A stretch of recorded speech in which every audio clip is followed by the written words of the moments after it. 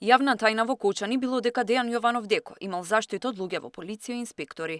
Дискотеката и кафулето му работеле со нерегуларности, вработените не ги пријавувал, а кога ќе дознал дека ќе доаѓа инспекција на непријавените кои работеле им кажувал да седнат на маса и да глумат гости.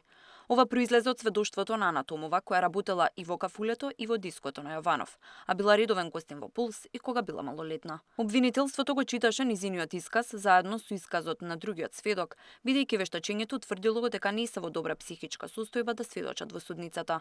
Одбраната на обвинетите се противеше и бараше да дојдат во суд и да ги испрашуваат. Судијката не одобри. Кога ќе куцневме на терминал, место фискална излегуваше сметка испратница.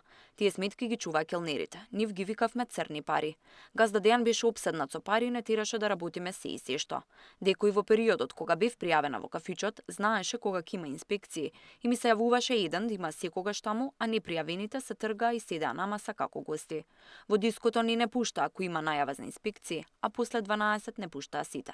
Стоеше во сведочењето на Томова.